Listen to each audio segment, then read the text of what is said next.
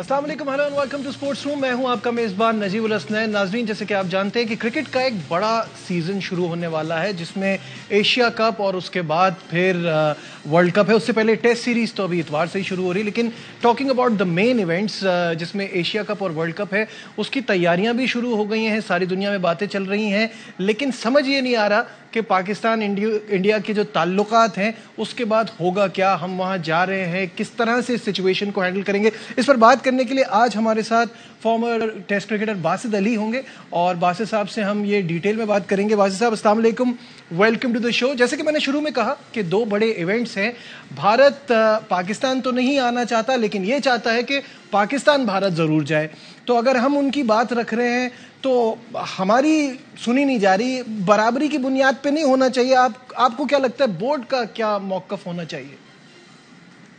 आपका जो सवाल है कि दो बड़े इवेंट्स हैं, माना, लेकिन एक है एशिया कप जो एशियन क्रिकेट काउंसिल जो हमारे एशिया के ममालिक हैं वो खेलते हैं। दूसरा जो इवेंट जो इंडिया में वर्ल्ड कप है वो आईसीसी का इवेंट है, हो रहा है इंडिया में। इसी तरह 2025 में जो होगा वो पाकिस्तान में चैंपियंस ट्रॉफी होगी, वो भी आईसीसी इवेंट होगा। तो जहां तक एशियन अपना क्रिकेट काउंसिल वाला एशिया कप का मसला है, उसमें तो ये हाइब्रिड मॉडल जो है मंजूर हो चुका है। जहां तक आपने बात बोली कि इंडिया हमारे मुल्क में नहीं आ रहा और हम वहां पे जा रहे हैं, असल में मसला ये बात बराबरी की नहीं है। बात यह है कि उनका बोर्ड स्ट्रांग है, ये बात आपको मानना पड़ेगी। जब हमारा बोर्ड, क्रिकेट बोर्ड भी स्ट्रांग हो जाएगा तो इंशाअल्लाह ताला हम भी फिर इसी तरह की जिद करेंगे। लेकिन इस टाइम पे हमें वर्ल्ड कप में, क्योंकि आईसीसी का इवेंट है, वहां जाना चाहिए। और इंडिया नहीं आ रहा, कोई बात नहीं। सबसे बेहतरीन जवाब मेरी नज़र में क्या है कि आप दोनों एशिया कप में भी और वर्ल्ड कप में भी आप इंडिया को हराएं, तो इसमें आपकी जीत है। अच्छा, जो मैं बात शुरू में पूछ रहा था ना, ठीक है, वो बात आपकी सही है। हम सब समझते हैं कि पावर बीसीसीआई की ज़्यादा है और हिंदुस्तान की जो हमें डिक्टेट कराने की कोशिश करता है वो समझ में आता है। एशिया कप हमारा इवेंट था, वो नहीं आ रहे, इस वजह से हाइब्रिड मॉडल 2 वेन्यूज पे खेला जा रहा है। तो यहाँ भी उनकी बात रखी जा रही है, मेन मैचेस सारे वहाँ हो रहे हैं, हमको कमज़ोर मैचेस मिले हैं। तो पाकिस्तान की बात कौन रखेगा फिर? आप नहीं कह सकते कि दो पाकिस्तान के जो कमजोर, सिर्फ इंडिया से मैच नहीं ना पाकिस्तान, क्या बाकी तो सारी वही टीमें हैं। तो पाकिस्तानी बैट्समैनों को, पाकिस्तानी बॉलर्स को फॉर्म में आने का बहुत अच्छा चांस है कि यहाँ पे हमारे बैटर्स जो हैं, बाबर आजम, फखर जमान, ये लोग सेंचुरियां बनाएं और हमारे बॉलर्स आउट करें। देखो, हमेशा एक चीज होती है नजीब, कि हर टूर्नामेंट से पहले आपके प्लेयरों की फॉर्म कैसी है। तो पाकिस्तान में जो मैचेज हैं, ये तो आपके लिए एक तरह से वार्म अप मैचेज हैं। आप इन्हें आराम से हराएं, यहाँ पे फॉर्म में भी आए आपके बैटर्स, आपके बॉलर्स भी। जब आप श्रीलंका जाते हैं तो वहां पे आप, मेरा ख्याल है, सोने पे सुहागा चैंपियन बन। ठीक है, इस वक्त शाहिद आफरीदी मीडिया से बातचीत करें, आइए आपको वो दिखाते हैं। उसके लिए अपने प्लेयर्स को अपनी फिटनेस का खास तौर पे ख्याल रखना पड़ेगा। जहां तक टीम का ताल्लुक है, वेल बैलेंस्ड। बार चेयरमैन पीसीबी जो चेंज हो रहे हैं और एशिया कप वर्ल्ड कप इतने करीब है, पता नहीं चल रहा है कि क्या डिसीजन कौन लेगा फैसले, और मैनेजमेंट कमेटी में कोई क्रिकेटर नहीं है। देखिए, जब तक अब ये नहीं पता चल रहा कि सिस्टम है या नहीं। अगर सिस्टम है, सिस्टम को फॉलो कर रहे हैं कि नहीं कर रहे हैं, क्योंकि जो नया चेयरमैन आता है वो ये समझता है कि मैं ही अच्छा काम कर सकता हूं, मुझसे पहले वाले जो थे उन्होंने अच्छे काम नहीं किए। ये सबसे बड़ी प्रॉब्लम है। अगर सिस्टम हो, चेहरे बदलते रहें तो कोई मसला नहीं है। लेकिन आप, होता यह है कि 6-8 महीने के अंदर 3 चेयरमैन चेंज हो गए आप लोगों के, और इतनी मुश्किल क्रूशियल सिचुएशन पे कि वर्ल्ड कप भी सर पे, एशिया कप भी है, एक स्ट्रॉन्ग डिसीजंस लेने पड़ते हैं आपको। कौन लेगा? क्या बाद में ऐसा ना हो कि फिर दोबारा ब्लेम गेम शुरू हो जाए। तो जो भी चेयरमैन हो, एटलीस्ट उसे 2-3 साल का टाइम देना चाहिए। और जो आपने क्रिकेट प्लेयर्स की बात की है, मैं बिल्कुल आपसे एग्री करता हूं 100% कि ये क्रिकेटर्स का शो है। क्रिकेटर्स की इन्वॉल्वमेंट बहुत ज्यादा जरूरी है। जी, शाहिद आफरीदी इस वक्त मीडिया से बातचीत कर रहे थे और वही जो हमारी एक बड़ी अरसे से डिबेट चल रही है कि इस तरह बार बार चेयरमैन का आना जाना और ये सियासत का इसमें इन्वॉल्व होना ये कितना गलत है, उस पर बात कर रहे थे। इस वक्त हमें ज्वाइन किया स्पोर्ट्स कॉरेस्पॉन्डेंट शाहिद हाशमी साहब ने। और एशिया कप में पाक भारत के मैचेस के मुमकिन तारीखें सामने आ गई हैं।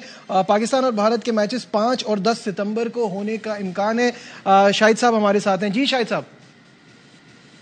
देखिए, ऐसे ही लग रहा है, ये ब्रॉडकास्टर्स की तरफ से एक डिटेल सामने आई है कि इनिशियली जो पाकिस्तान और भारत के मैचेस है एशिया कप में, वो 5 सितंबर को पहले राउंड का और फिर 10 सितंबर को दूसरे राउंड का, यानी सुपर 4 टीमों का जो मुकाबला होगा वो इन तारीखों को होगा। लेकिन अभी तक एशिया कप का जो शेड्यूल है, मैच शेड्यूल, वो एक मुअम्मा बना हुआ है। किसके पास है, किसने तरतीब देना है, किसने ऐलान करना है, कुछ नहीं पता। अब ये खबरें आ रही हैं कि इतवार के दिन एक अहम मीटिंग होगी एशियन क्रिकेट काउंसिल की और वहां पर मैच शेड्यूल सबके सामने पेश किया जाएगा। ये शायद करोड़ों अरबों रुपए का मैच शेड्यूल है जो कहीं किसी ने छुपा के रखा हुआ है। बहुत बहुत शुक्रिया शाहिद हाशमी साहब थे और वो अपडेट कर रहे थे इन मैचेस की तारीखों के हवाले से। एक बार फिर बासित अली की तरफ बढ़ते हैं। बासित भाई, ये बताइएगा कि अब क्योंकि हमने थोड़ी एशिया कप पे बात की, वर्ल्ड कप की तरफ आते हैं जो असल main event of this year. और अहमदाबाद के वेन्यू पे बड़ी बातें हो रही हैं, क्यों एतराज़ है हमको वहाँ खेलने में? ये जो अहमदाबाद वाला आपका सवाल है ना, देखें मैं इस चीज़ को नहीं मानता। चाहे मुंबई में मैच हो, चाहे अहमदाबाद में मैच हो, फिर वही कहूँगा कि पूरी टीमों के 2-2 वार्म अप मैच हैं, हमारे 4 वार्म अप मैच हैं। नेदरलैंड से और श्रीलंका से भी मैं समझता हूँ कि वो वार्म अप मैच हैं। बेहतरीन चांस होगा एशिया कप में भी अच्छा परफॉर्म करें और वहाँ जाके भी शुरू के 4 मैचों में अपने बैटर्स और अपने बॉलर्स को फॉर्म में ले आएँ। फिर देखें आपको जो इंडिया वाला मैच होगा, चाहे 1,30,000 लोग बैठते हों, चाहे 1,15,000 लोग बैठते हों, प्रेशर उन पे होगा, हम पे थोड़ी होगा। उनका होम ग्राउंड है ना, अगर वो जरा सी भी उनसे मिस फील्डिंग होगी या आउट होगा तो उन पे प्रेशर पड़ेगा। पाकिस्तान को मेरी नज़र में अहमदाबाद में भी खेलना चाहिए और इंशाअल्लाह ताला हम सेमीफाइनल में पहुंचते हैं तो मुंबई में भी खेलना चाहिए। ये नहीं होना चाहिए कि हम वहाँ नहीं खेलेंगे, वहाँ नहीं खेलेंगे। ये बच्चों का खेल होता है। बड़े प्रोफेशनल टीमें ये नहीं देखती उनके मैचेस कहाँ पे। इस बात से तो खैर मैं भी पूरी तरह से एग्री करता हूँ कि वेन्यूज़ जो डिसाइडेड हैं, जहाँ आपको खेलना है वहाँ आपको खेलना है। और दूसरी बात ये कि ये इसी से रिलेटेड सवाल मेरा बासित भाई आपसे ये है कि हम ये बहुत ज़्यादा समझ रहे हैं कि पाकिस्तान पे वहाँ खेलने का प्रेशर होगा, बट उनकी क्राउड के सामने पाकिस्तान से खेलने का प्रेशर हिंदुस्तान पे भी बहुत ज़्यादा होगा। क्या कहेंगे? पाकिस्तान का कभी भी कहीं पे भी मैच होगा ना, सबसे बड़ा जो फैक्टर होता है वो होता है प्रेशर। क्रिकेट है ही प्रेशर का खेल। आपका कॉन्फिडेंस लेवल कितना है, मेन चीज होती है कॉन्फिडेंस लेवल। अगर आपका कॉन्फिडेंस नहीं तो बैट्समैन फुल टॉस में भी बोल्ड हो जाते हैं। हमने तो देखा है अपना वकार यूनुस की बॉलिंग पे, शुएब अख्तर की बॉलिंग पे, वसीम भाई की बॉलिंग पे कि वो फुल टॉस में डंडे उड़ा देते थे, तो सामने वाले बैट्समैनों का कॉन्फिडेंस लेवल बहुत नीचे गिरा हुआ होता था। तो मेन चीज बॉलिंग में भी क्रिकेट में है ही टोटल कॉन्फिडेंस। चाहे आप फील्डिंग कर रहे हो, चाहे आप विकेट कीपिंग कर रहे हैं, चाहे आप बॉलिंग कर रहे हैं, चाहे आप बैटिंग कर रहे हैं, तो कॉन्फिडेंस लेवल जब आपका हाई ही होगा, पीछे आपके परफॉर्मेंस जब होती है ना तो आपका कॉन्फिडेंस लेवल हाई होता है। तो ये वो मैचेज हैं जिससे आपके कॉन्फिडेंस लेवल बहुत ज्यादा हाई हो जाएगा। ठीक है, बासित भाई हमारे साथ ही हैं, यहाँ लेते हैं एक ब्रेक, डिस्कशन को आगे बढ़ाएंगे। Stay with us.